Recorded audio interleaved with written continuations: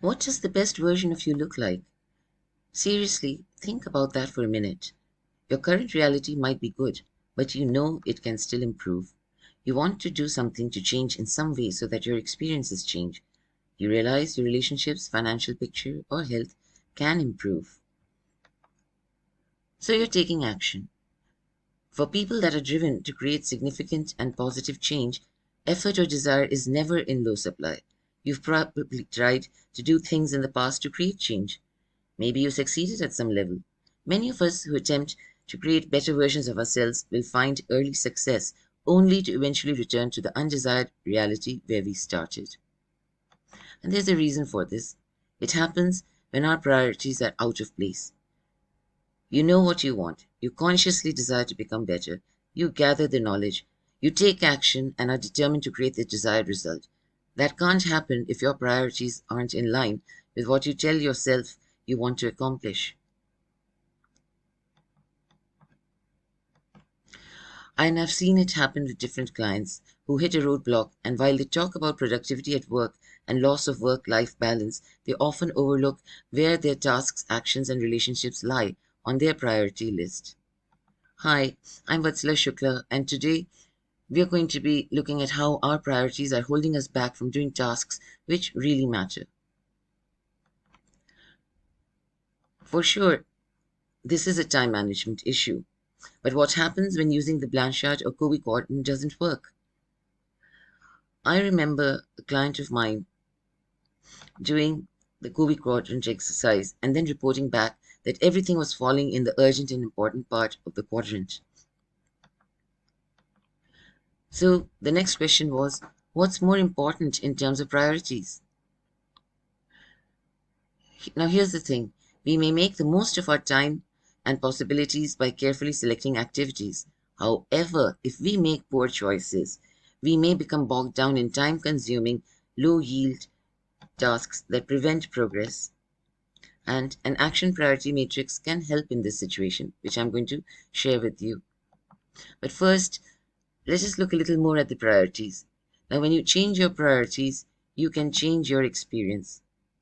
And if you want a better, more fulfilling, and healthier relationship, what are you doing to make that happen? Do you have a detailed game plan? Or do you work on strengthening your relationship whenever you think about it? We are talking about priorities. You may desire a wonderful relationship more than just anything else, and that will not happen if your action reveal that that you prioritize other activities ahead of strengthening your relationship. Now, that is just one area where this client was having problems. But another one, which I'm going to share with you, is that perhaps it is the work side.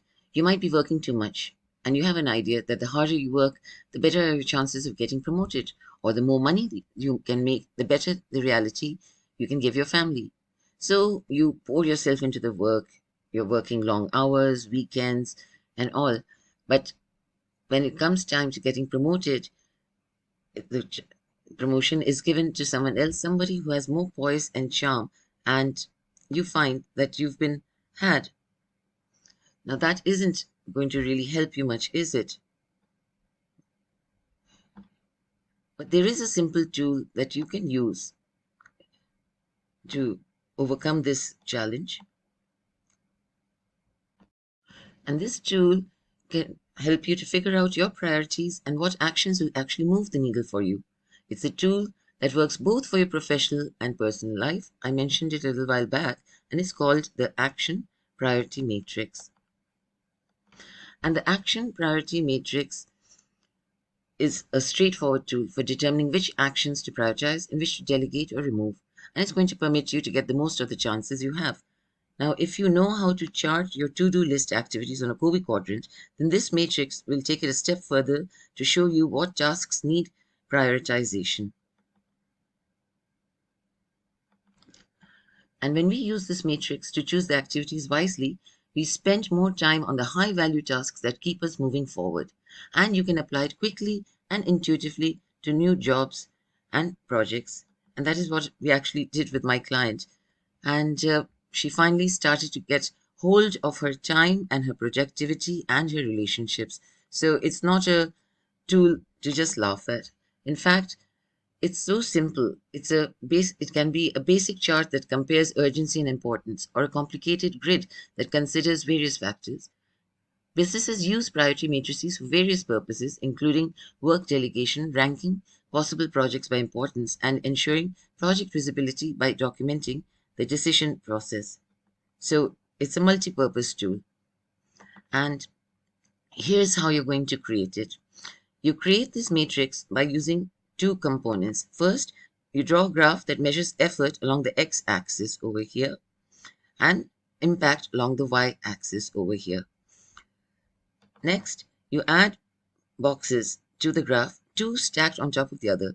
And with the finished diagram, you can plot all of your initiatives to see if they are high impact and low error, high impact and high effort, low impact and low effort, or high impact and low effort.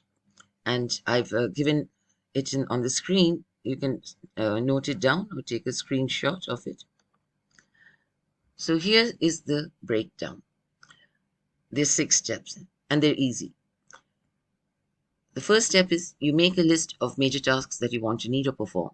And then you assess their impact from 0 to 1 for the most significant effect and the effort required, from say 0 for no real action to 10 for a substantial step. And then, using your scores, you plot the actions on the action priority matrix. You set suitable priorities and delegate or eliminate the low impact tasks. And then make rapid wins with your top priority. Tasks in the top left square require less effort but have more significant effect. And once that is done, the 6th step is to use the leftover time to work on your essential tasks. Now, this is quite simple.